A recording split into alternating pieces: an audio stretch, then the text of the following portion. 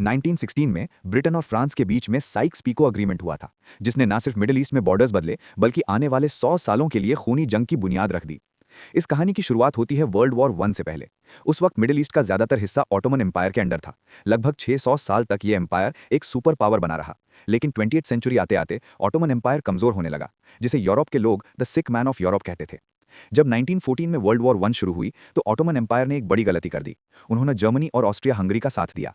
Britain और France ने देख लिया था कि अगर ऑटोमन एम्पायर अगर ये जंग हार जाता है तो उनका इतना बड़ा एम्पायर फ्री रियल एस्टेट बन जाएगा।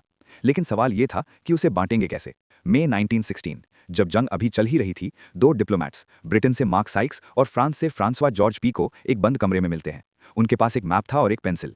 उन्होंने बिना किसी लोकल लीडर या वहां रहने वाले लोगों की मर्जी के मिडिल ईस्ट पर एक सीधी लाइन खींच दी। इस लाइन को कहा गया ए लाइन। फ्रांस को मिला आज का सीरिया और लेबनान, ब्रिटेन के हिस्से में आया इराक, जॉर्डन और हाइफा का पोर्ट, और पैलेस्टाइन उसे एक इंटरनेशनल जोन बनाने की बात हुई।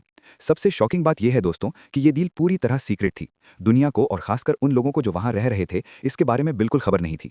इसी बीच जब साइक्स और पीको ये सीक्रेट डील साइन कर रहे थे तभी ब्रिटेन एक दूसरा गेम खेल रहा था। ब्रिटेन ने अरब लीडर्स जैसे शरीफ हुसैन से प्रॉमिस किया था कि अगर वो ऑटोमन्स के खिलाफ रिवोल्ट करें तो जंग के बाद उन्हें एक बड़ा इंडिपेंडेंट अरब किंगडम दिया जाएगा। अरब्स ने ब्रिटेन पर भरोसा करके उन्होंने ब्रिटेन के साथ ऑटोमन के खिलाफ जंग लड़ी। उन्हें लगा कि अब उन्हें आज़ादी मिलेगी, लेकिन उन्हें नहीं पता था कि उनके पीठ पीछे उनकी ज़मीन पहले ही बांटी जा चुकी है। जब ये सीक्रेट डील 1917 में रशियन रेवोल्यूशन के बाद लीक हुई तब अरब्स को समझ आया कि उनके साथ कितना बड़ा धोखा हुआ है। सवाल आता है कि ये बॉर्डर्स गलत क्यों थे। देखिए, बॉर्डर्स अक्सर ज्योग्राफी, लैंग्वेज या कल्चर के हिसाब से बनते हैं, लेकिन साइक्स पीको के बॉर्डर्स आर्टिफिशियल थे। इन्होंने मैप पर सीधी लाइंस खींच दी जिसमें एक ही ट्राइब या कम्युनिटी को दो अलग कंट्रीज में बांट दिया गया। ऐसी कम्युनिटीज को एक ही बॉर्डर के अंदर कर दिया गया जो सदियों से दुश्मन थी। एग्जाम्पल के लिए इराक में शिया, सुन्नी और कर्ड्स को बिना किसी प्लानिंग के एक साथ कर दिया गया। सीरिया में भी यही हुआ।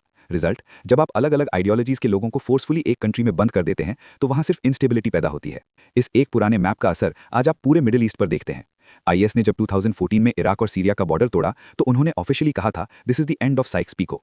पैलेस्टाइन को लेकर जो कंफ्यूजन और कॉन्फ्लिक्टिंग प्रोमिसेस ब्रिटेन ने की उसने एक ऐसा जख्म दिया जो आज तक भर नहीं पाया है। लेबनान और इराक की पॉलिटिकल इंस्टेबिलिटी की जड़ें भी इसी डिवीजन में छुपी हैं। जब लोकल आइडेंटिटी को इग्नोर करके बाहर की पावर्स अपने फायदे के लिए मैप ड्रॉ करती हैं तो उसका अंजाम वहां की जनता को सदियों तक भुगतना पड़ता है। आपको क्या लगता है, क्या मिडिल ईस्ट के बॉर्डर्स को फिर से ड्रॉ करने की जरूरत है? कमेंट करके जरूर बताइए।